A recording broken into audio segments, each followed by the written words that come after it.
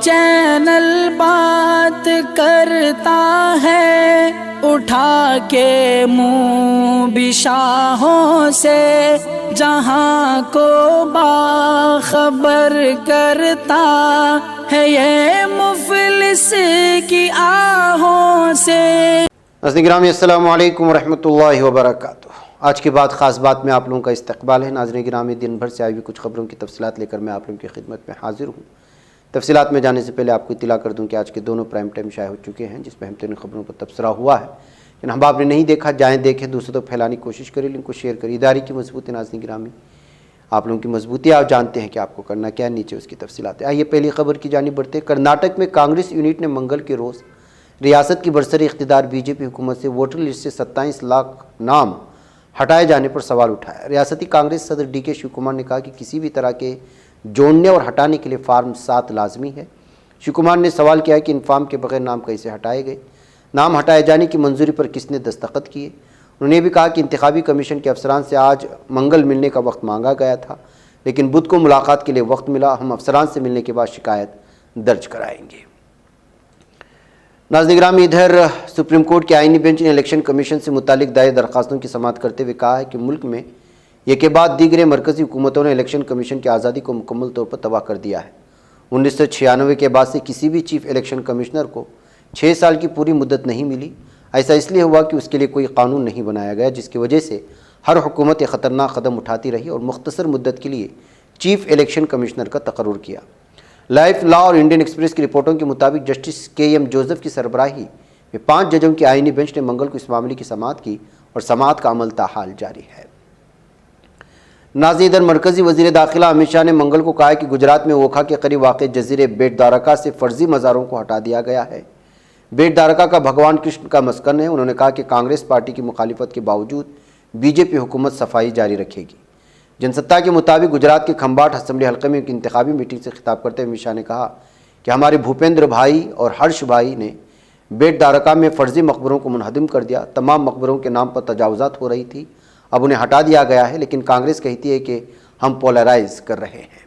ناظرین گرامی، supreme court نے مرکزی حکومت سے کہا ہے کہ وہ جمعرات 24 نومبر کو الیکشن کمشنر ارون گوئل کی تقرری سے متعلق فائل عدالت میں پیش کرے۔ عدالت نے ہدایت چیف الیکشن کمشنر اور الیکشن کمشنرز کی تقرری کو مزید شفاف بنانے کے مطالبے کی سماعت کے دوران دی ہے۔ ججوں نے کہا کہ حالیہ تقرری سے انتخاب کے جاری عمل کی بہتر بنانے میں مدد ملے گی۔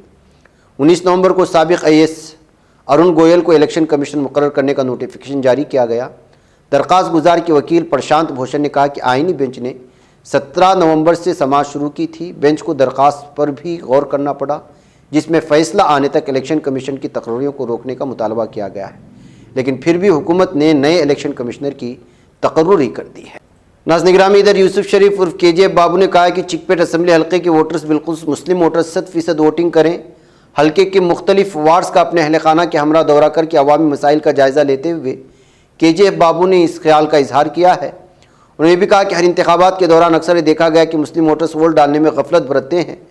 کے جے بابو نے بتایا کہ ان انتخابات کے دن مسلمان کوئی نہ کوئی کام، شادی یا دیگر تقریبات میں مصروف ہو کر ووٹ جیسے بنیادی حق سے محروم ہو جاتے ہیں، جس کا راست فائدہ فرقہ پرست جماعتوں کو ہوتا ہے۔ کے جے بابو نے بتایا کہ چکپیٹ اسمبلی حلقے میں تقریباً 65,000 سے زیادہ مسلم ووٹ ہیں، لیکن انتخابات کے دن صرف 50% یا اس سے کم ووٹنگ ہوتی ہے، جس سے سیکولر امیدواروں کو نقصان ہوتا ہے۔ انہوں نے چکپیٹ حلقے کے مسلم ووٹر سے گزارش کی کہ آنے والے اسمبلی انتخابات میں 100% ووٹنگ کرے، کیونکہ اس مرتبہ ایک مسلم امیدوار مقابلہ کرے گا۔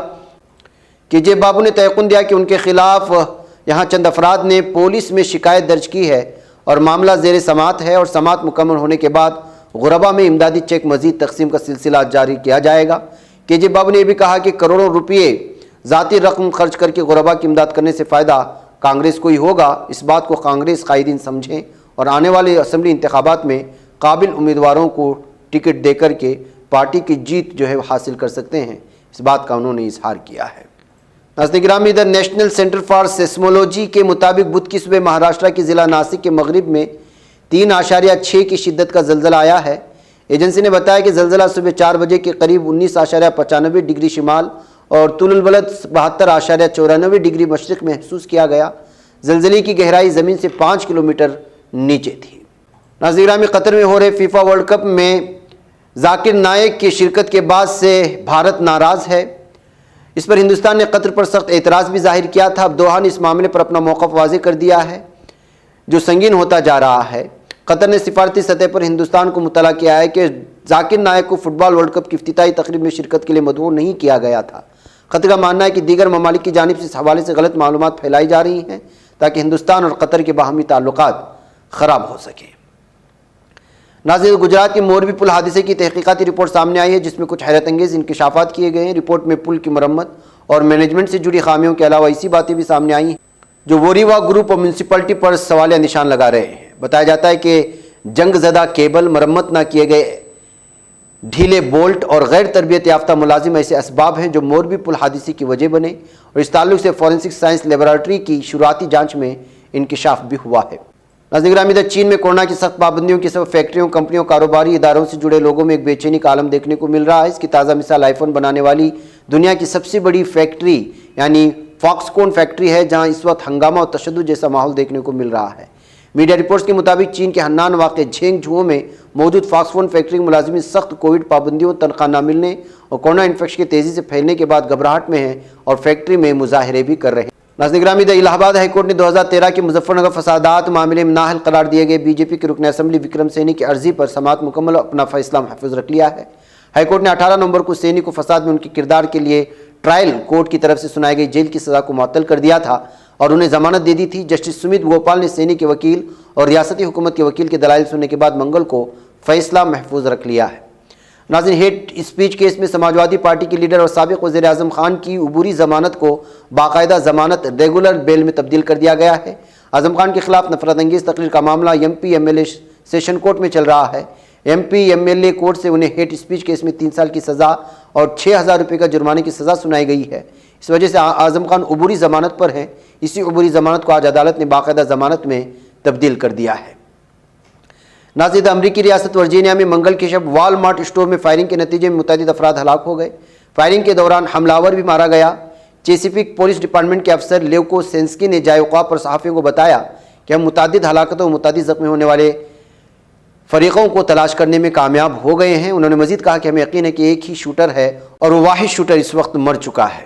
ذاتی دفاع نے جاری کردہ بیان میں کہا ہے کہ وقت پڑنے پر ہم اپنی اصیل ملت کے سامنے ڈھال اور دشمن کے مقابل تلوار بن جاتے ہیں۔ ناظرین گرامی، جمہوریہ کانگو میں موسلادھار بارشوں کے نتیجے میں لینڈ سلائڈنگ کی وجہ سے 11 افراد ہلاک ہوئے ہیں۔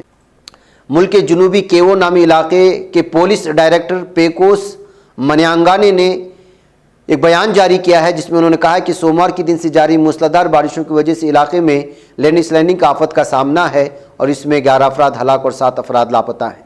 ادھر اسرائیلی ظالم دہشت گرد فوج نے مقبوضہ مغربی کنارے کے شہر نابلس میں ایک 16 سالہ فلسطینی لڑکے کو شہید کر دیا ہے۔